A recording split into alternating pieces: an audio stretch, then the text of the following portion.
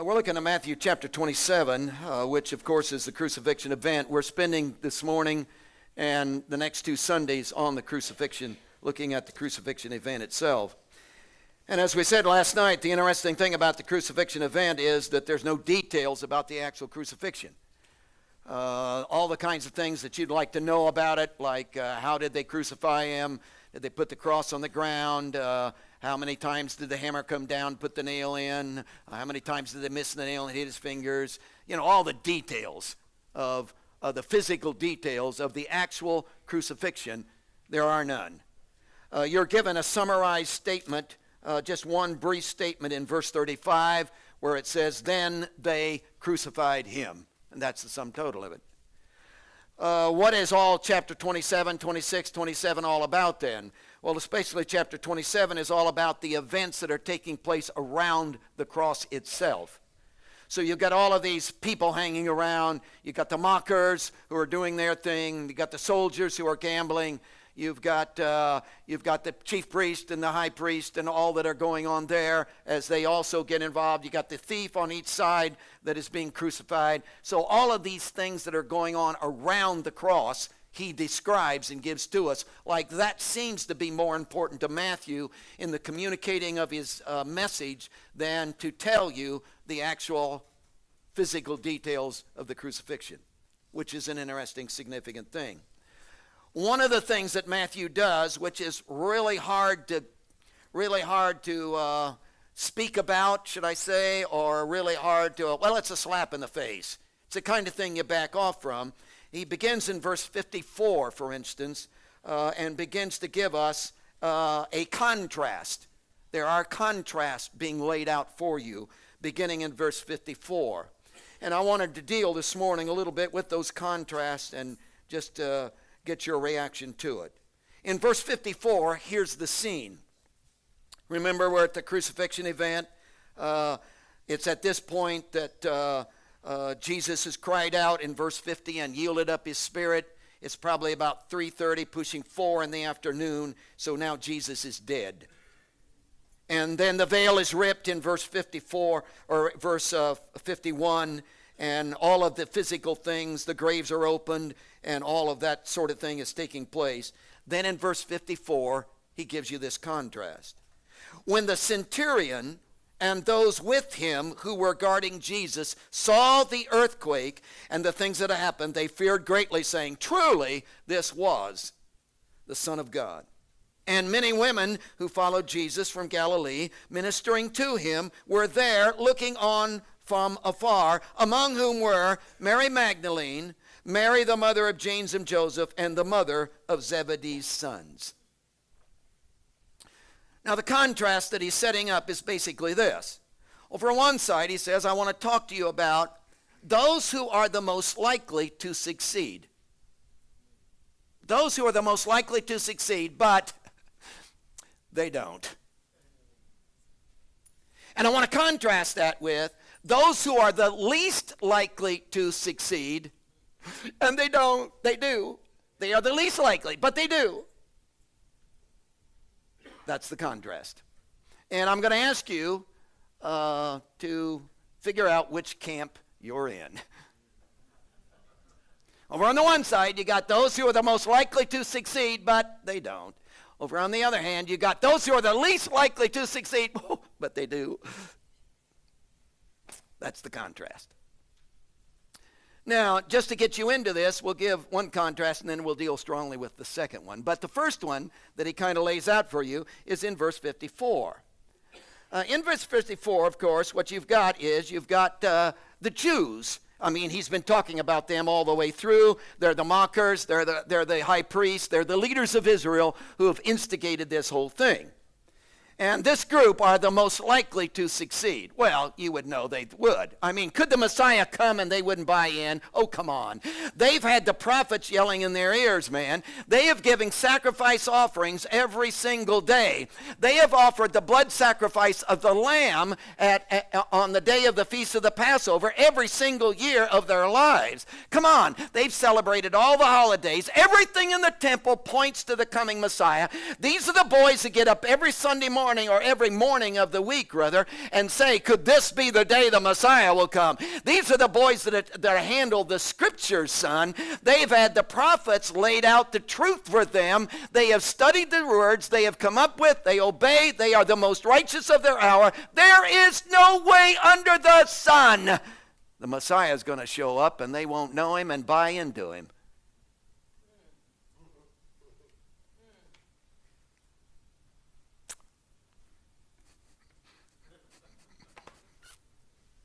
But they don't. They don't. They miss it.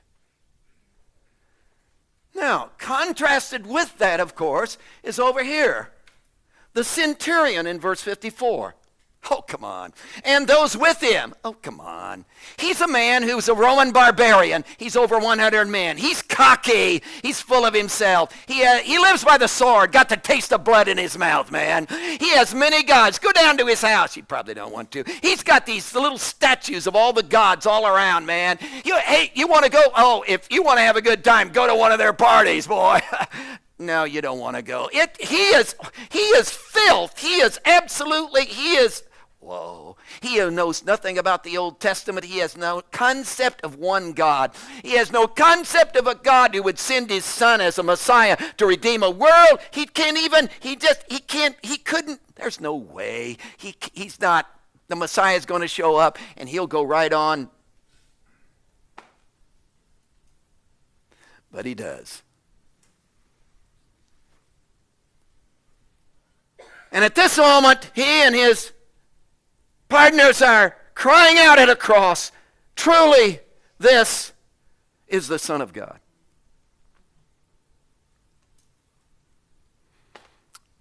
Hey, I'm in the first group, folks.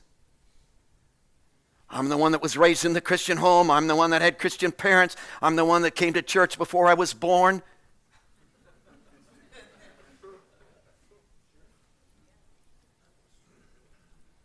Hey, I know when to stand, I know when to sit, I know what to do, what not to do. I know when they're supposed to take the offering, and it isn't at the end of the service. Just to remind you.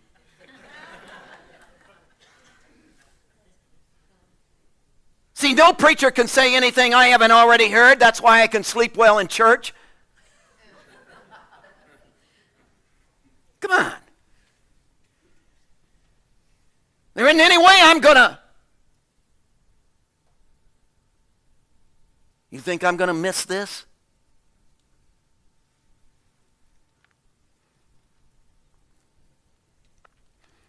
Maybe you're not in that camp. Maybe you're in the camp of the most likely not to succeed. Hey, I was raised on the streets. Only thing I know about Jesus is a cuss word.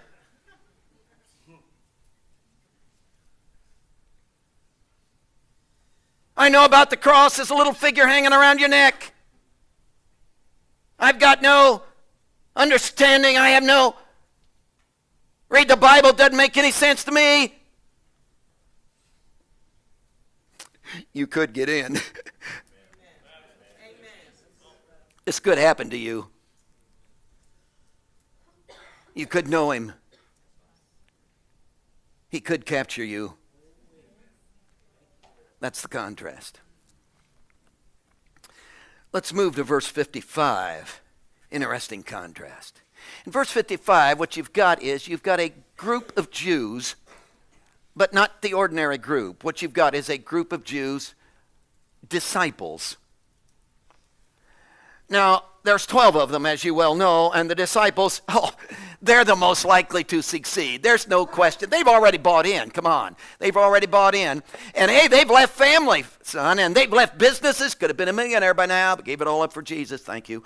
So see, their fishing business has been set aside. They've sacrificed. There's no question about it for this Messiah, this one that they're buying into. Hey, they've experienced the miracles. In fact, they've gotten some of the power that Jesus had within himself himself, and they got it too and went out and did miracles too. While demons came under their control. They know the power of God flowing in them. They've been at the Mount of Transfiguration. Yeah, they were at the baptism, heard the voice. Whoa, they were right there, man, right there. And at the end of the fingertips of Jesus, the miracles flowed, and they saw it and felt it. Come on, they were at the midnight hours with Jesus when he gave them the interpretations of the parables. Nobody else got in on that. Come on. There's no way that Jesus is going to go to a cross. No way that he's going to be nailed and they won't be right by his side.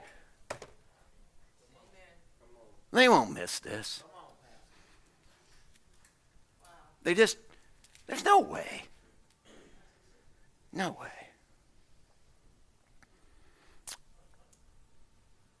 But they did.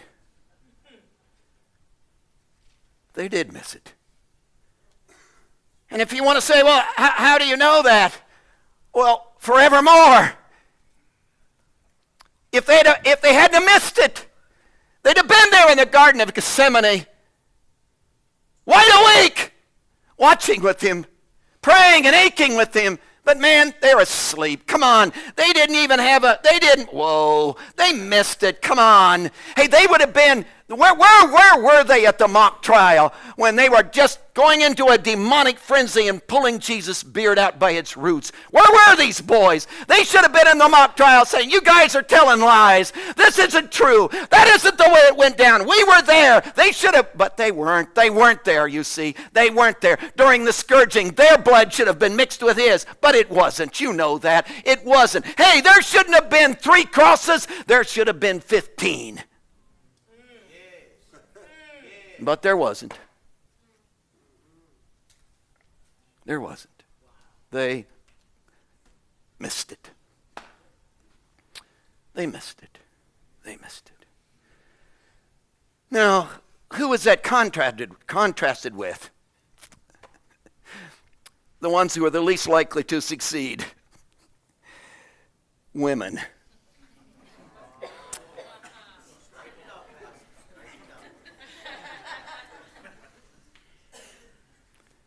Just put away your stones for a moment.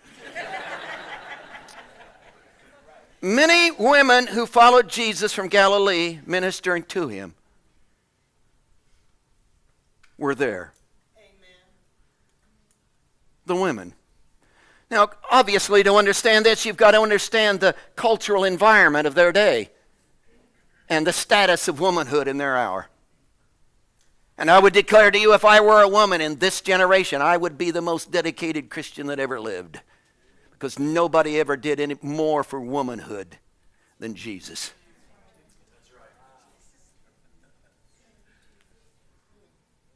And we all know when you go back to the first sin what it was all about. And I wish that there was just individual sin. But there isn't. There is corporate sin. And when you look at our cultures have been developed by the self-centered sin of men who were stronger than women. And that's how our culture is set up. So when you say our culture, well, that's just our culture. I don't care about your culture. See, we're Christians. We're Christians. We're Christians. And their culture was a male-dominated society, no question about that. See, a woman was a tool, a woman was an instrument. She was slightly above a slave, a glorified slave at best. She had no education, she had no voice, she couldn't get a divorce. The male could do anything he wanted to her, but she couldn't. She has no defense in the courts except through her husband. If her husband is dead and she's a widow, she's absolutely without protection. Which is why God said, you mess with a widow and you're going to have me on your hands, boy. Because I'm going to be her protection. So the position of womanhood in that hour was really low. And again, she has no, and do you know that in the scriptures, really interesting, there were a few of the women who did everything that the disciples did. Well, that's not exactly true, but, they were around. but they're never called disciples. In one woman that's called a disciple. In fact, the setting of this passage is that about 6 months before this time, groups of disciples begin to gather together in Galilee. And Jesus, of course, that's the time he begins to talk to them about the cross and train them because they're going to go on the march to Jerusalem. And it doesn't take 6 months to go to Jerusalem, you know that. It was 5 to 10 day walk. But hey, they went over into Gentile territory and meandered around and took time. And they spent 6 months getting down there until this all took place.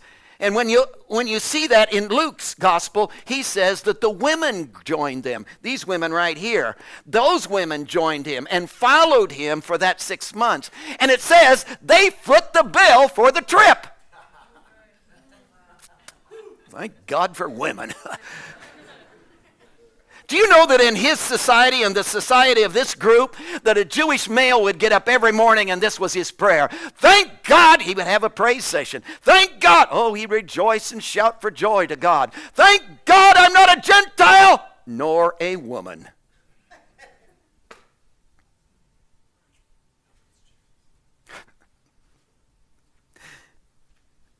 The women aren't going to get in. They aren't going to be faithful. There's no way. They haven't had the training. Again, they weren't there and the interpretation of the parables. They weren't there at the Sermon on the Mount. They never experienced the power of God in doing miracles and casting out demons. Come on, they aren't called disciples. There's no way under the sun. All they know is what they've eavesdropped on.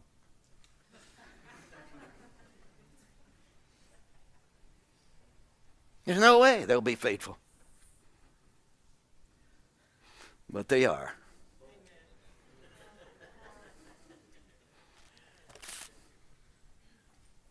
They are. Many women who followed Jesus from Galilee, ministering to him, were there looking on from afar. Now, you may want to say, well, okay, Manley, they were there. But hey, they were just there. They weren't doing anything. And the interesting thing, the word were there is in the imperfect tense, which is the idea of something that occurred back here and has continuing action into the present and isn't being accomplished yet. So this gives you the idea that there was a lengthy period that they were there. It wasn't they just showed up and were gone, but they have come to the cross and they're there. And they're not doing anything. Well, they're not exactly, well, yeah, they're not doing anything. They're just there. But you see there, can you imagine the impact of that? They're there focused. They're there with empathy and sympathy. They are there pulling together with all their soul. If they could do something, they would, but they can't. What could they do? The soldiers are this is a crowd. He's nailed. There's no way. They're there. They're the friendly face in the crowd. And when Jesus, do you know what this must have meant to Jesus? When he opened up his eyes, as best he could, and squinted through those when he squinted through those eyes and saw the crowd yelling and he saw their face.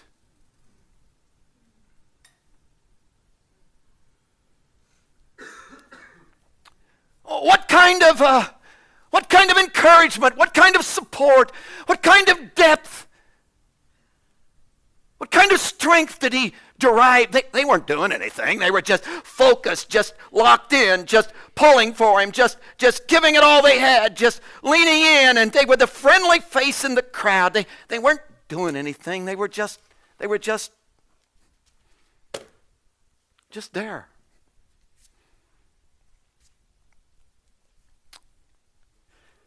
Just there.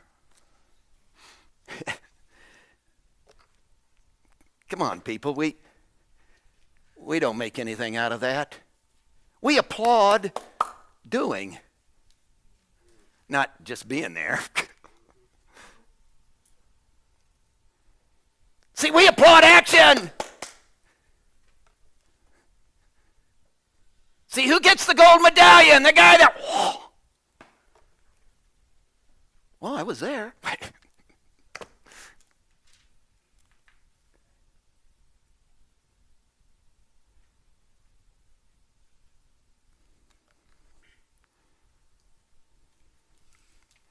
See, just being there just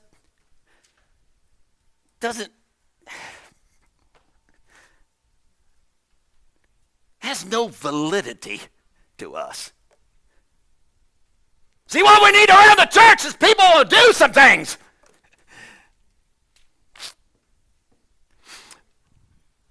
This is the craziest idea. And I don't know. Hey, whatever you want to do with it. But here's a crazy idea for you. Wouldn't it be interesting if there was another world besides the world you can see? What if there was an unseen world? What if there was a spiritual world? What if there was a world of unseen movement that is just as real as the world you can see? And what if in this unseen world, to get something done, what you have to do is just be there?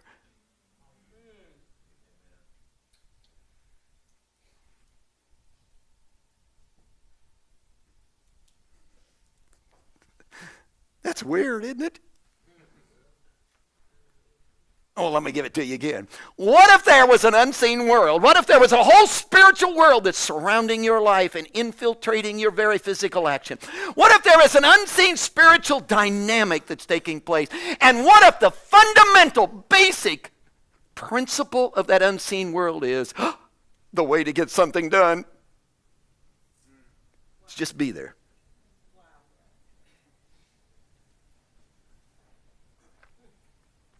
I know in our world you can't. No, the way to get something done is to do it, man. Kick it, bribe people. If you come on Wednesday nights, you'll get you to heaven. See, that's why you get things done. If you give $100 in the offering today, he'll give you 1,000 next week. See, that's the way to get it done. By the way, that's true. Well, that's the way to get it. Just kidding, just kidding. That's the way to get it done. Come on. See, you promote action. You promote, come on, participate, folks. Whoa, somebody.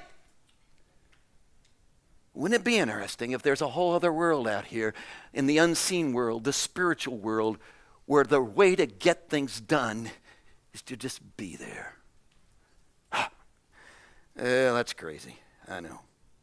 You'd have to prove that by the Bible to me, for sure. Well, let me walk you through a couple things. 2 Chronicles chapter 20, don't turn there. It's the Moabites, the Amorites, and the people of Mount Seir have all gotten together. They are sick to death of Israel. We have had it up to here with Israel and their army and their victories, and we are going to put all of our 3 countries, putting all their armies together, and they are marching on Israel. We're going to stomp them.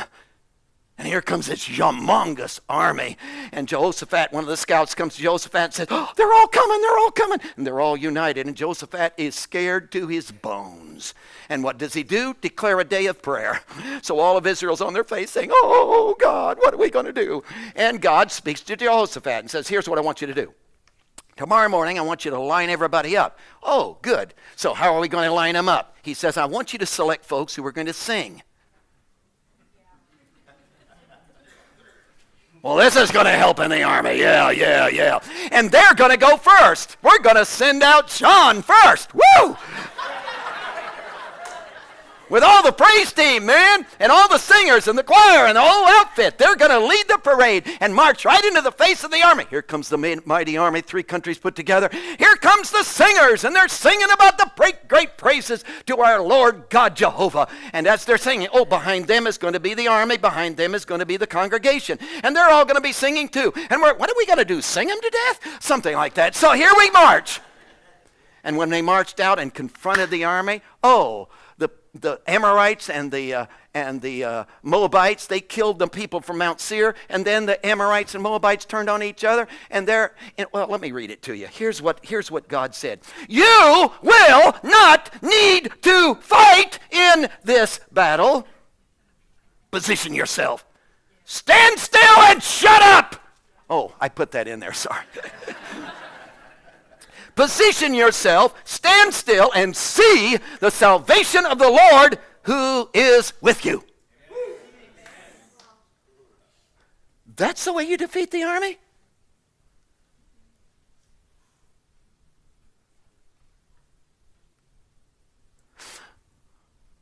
What about the battles in your life? I've tried everything I can, preacher. I know. I've been to counseling. I know. I'm doing my best. I got it. Do you know I take 10 cold showers a day? I know. Doesn't help. See, I'm doing everything. Well, we've got all these programs. I don't know what else to do. We want to win this town. How are we going to do it?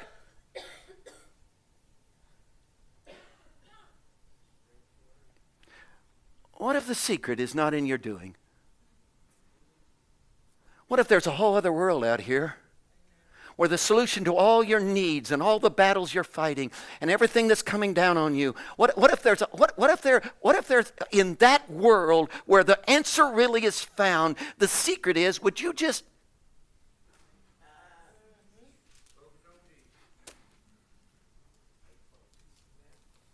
well, you say, Manley, that's Old Testament. You're right. Let me give you a New Testament scene. It's Thursday evening. They've had the Lord's Supper. They've had the Passover supper and moved into the Lord's Supper. It's been instituted, and they're coming out of the upper room, and they're on their way down, and Jesus has a conversation with them, of course, and the denial of Peter is predicted, and all of that takes place. And now they're in the Garden of Gethsemane. And when they come into the Garden of Gethsemane, I'm sure that I have never comprehended in my mind and heart the sheer, what would be the word? Not exactly agony, but the sheer turmoil that's going on in Jesus as he faces this whole thing. It's really interesting. He left 9 disciples outside the gate, brought 3, the inner core group, set them down and said, guys, well, let me read it to you. He began to be sorrowful and deeply distressed. By the way, that distressed is the idea of homesick. In other words, I'm alone. Ever been there? In the midst of a whole world, in the midst of 12 disciples that are supposed to be my best friend,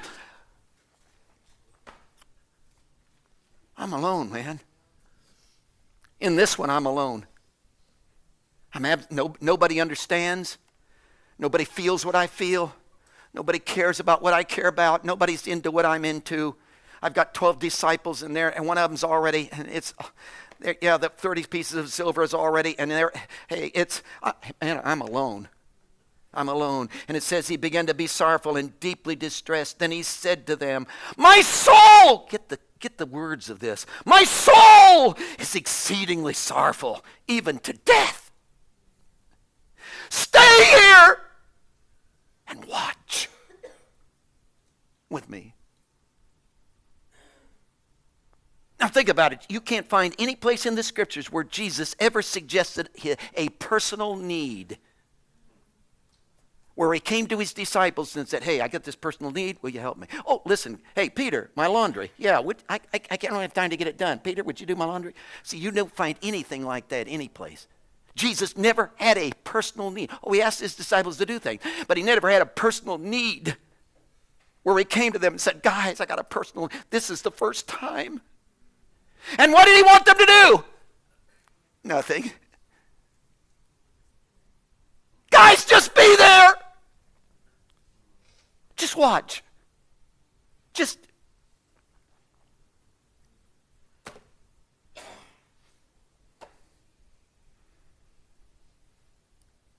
Later Peter will say, I'll handle this. Whoa, whoa. Peter, I don't want that. See, I don't want you to do anything, Peter. Why didn't you stay awake during prayer and then you wouldn't have... See, Peter, would you just...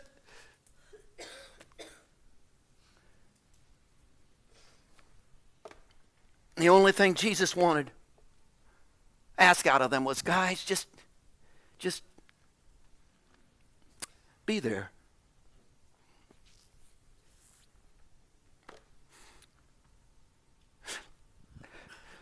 He wants me to preach for him.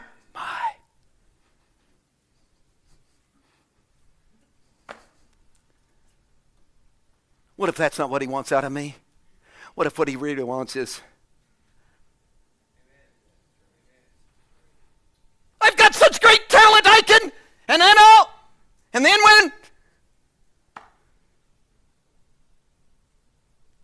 when I retire, I'll say, oh, look how I served the church. Oh. And they'll give me a huge pension.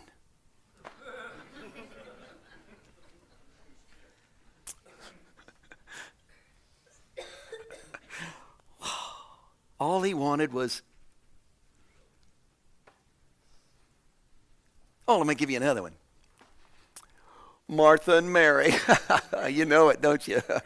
Oh, Jesus wants a day off, so he decides, hey, I'm going up to Lazarus' house. They have good popcorn. So he heads up there. Martha finds out he's coming. Oh, Martha is a whirlwind. Oh, clean the house. Oh, get the refrigerator, pull the refrigerator. Get those cobwebs out of there. Oh, the couch, pull it out. Oh, get. There, all the house is spick and span. It's about noon now. She's exhausted. And Jesus comes walking in, and he's walked all morning. Said, I think I'll go over and sit down. And Martha gets him something to drink. And she's, I got to get his dinner. I got to get his favorite meal. Oh, I got to fix it for Jesus. And about that time, Mary just gets up out of bed.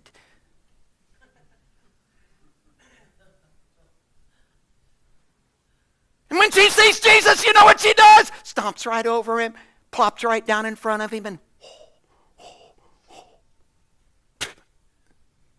Martha's in the kitchen peeling the potatoes. Martha, I got to get the green beans started. I got to get, and his favorite meal, and she just, the more she thinks about it, the more irritated. I had to clean the house. Mary's slipping.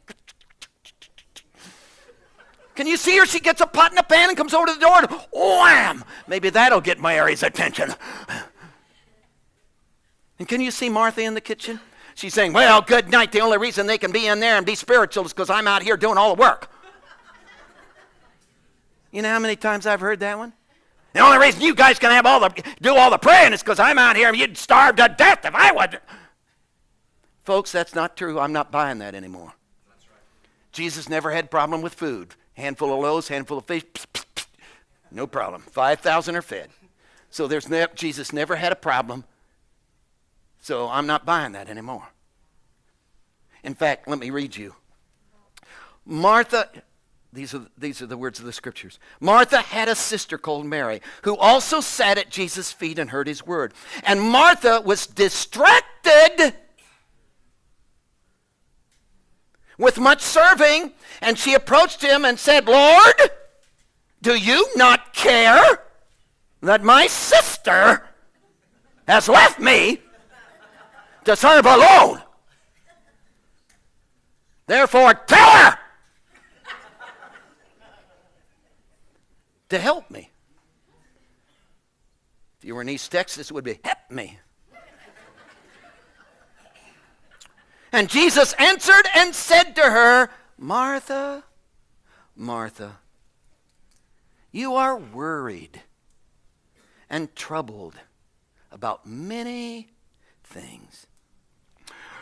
But one thing is needed. And Mary's chosen that. She's chosen that great part which will not be taken from her.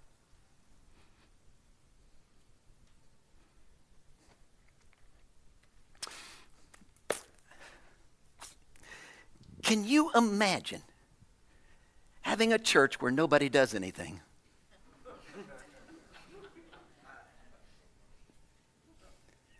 Can you conceive in your mind how on earth you could possibly have a successful church where nobody does anything? What you're proposing, Manley, is absolutely stupid. But you see, we're not proposing inactivity. We're not proposing laziness. We're proposing focus. We've all worked like dogs on programs. We've all tried to pull off, well, maybe if we did this, and we all went after it, and whoa.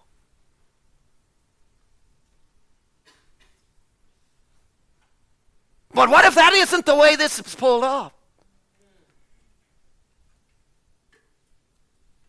And if you say, well, Manley, you're right, I'm going to cut down on my doing. I'm not going to read my Bible as much, and I'm not going to pray as much. And I'll miss every other Sunday. Oh, you've missed the whole point. Because what you've done is you've made not doing a doing thing. And you're right back to doing.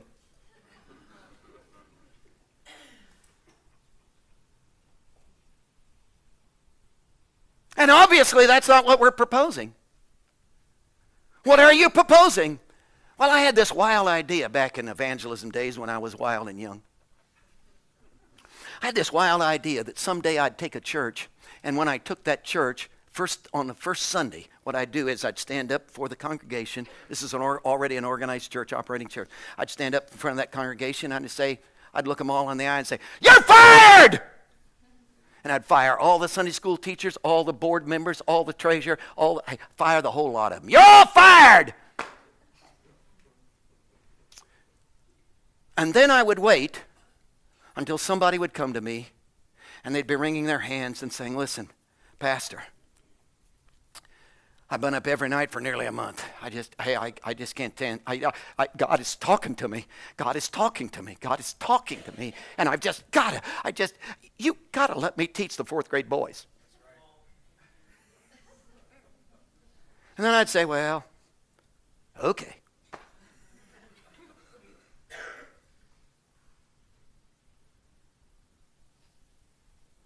Do you get it?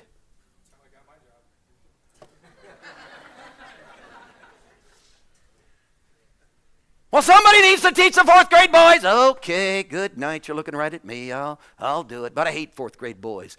So I go into the class. I hate you fourth grade boys, but hey, Jesus loves you. I don't want you teaching my fourth grade boy." See, we don't just need a teacher. We need a...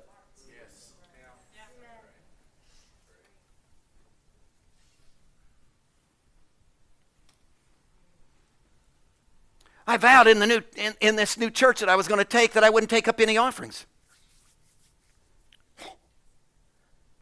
And finally, when somebody came and said, "Oh, Manley, listen, I just got to give. I just can't stand it.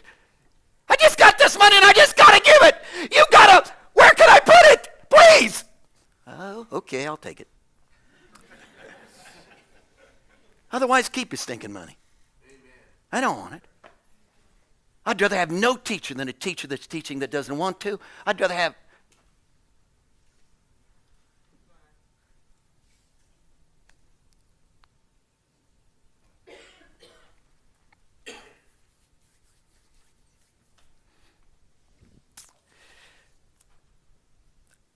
Wouldn't it be interesting?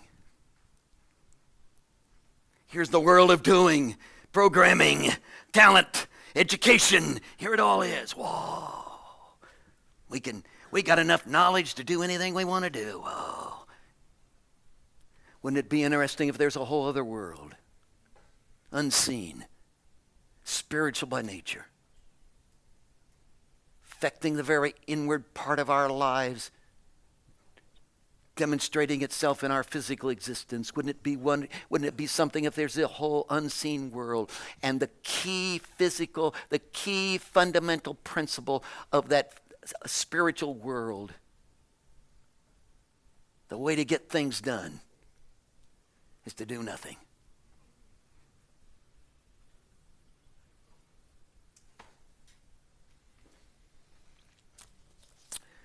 Jesus,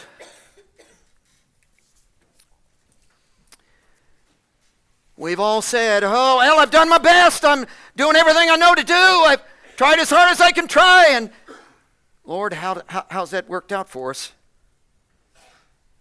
And in answer to that, we all hang our heads and say, "Wow."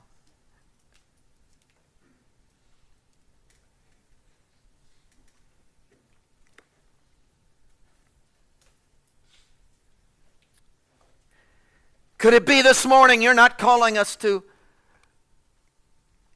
more effort and more activity, and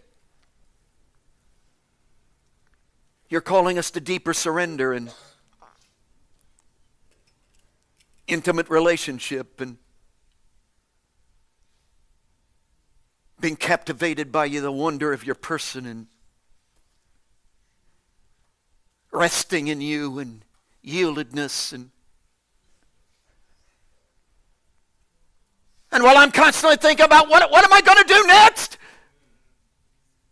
should I be thinking about, oh Jesus, pull me into your heart and reveal your mind to me and let your nature fill me, and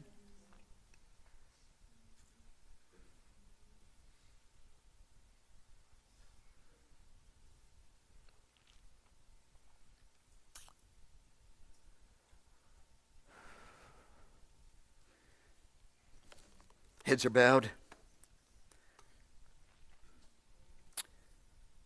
We've had a difficult time through the years in the paradox of doing and being. Christianity is a being thing, not a doing thing, because you can do all the right things and not be.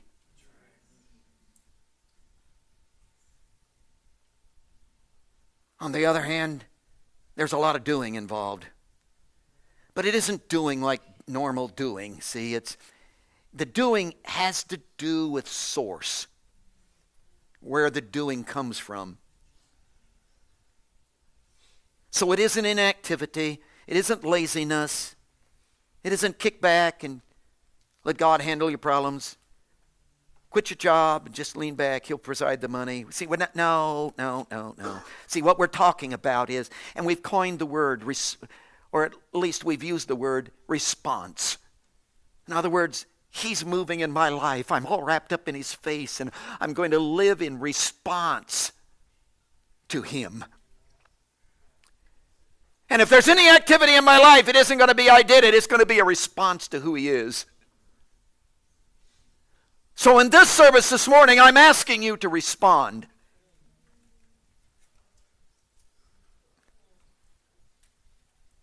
I'm not asking you to do anything. I'm not asking you to quit anything. I'm asking you to respond to His face. I'm asking you to lock in into the world where the way to get things done is don't do anything. And lock into His face and begin to respond to Him.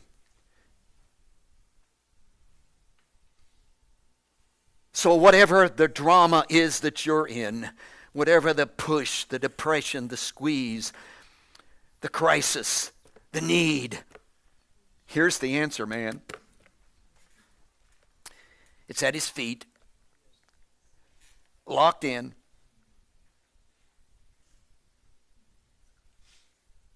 Allowing Him to defeat the enemy.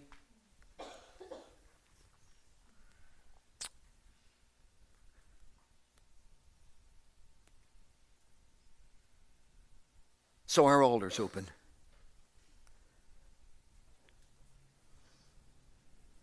Moments of seeking and responding.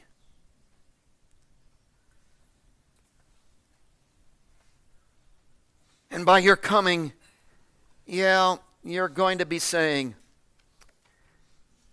I am very much drawn to doing.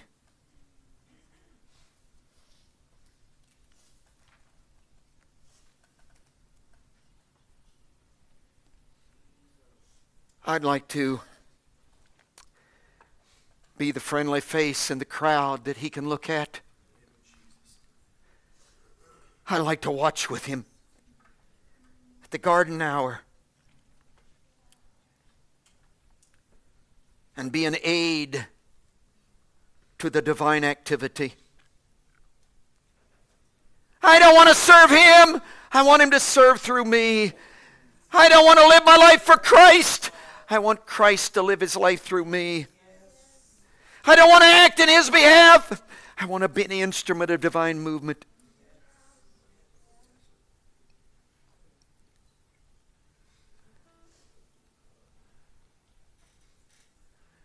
So would you step out?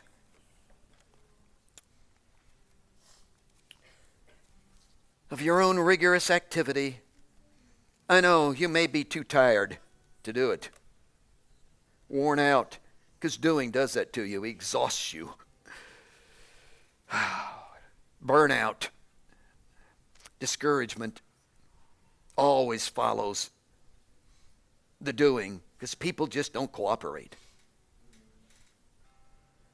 Would you focus? Moments of seeking.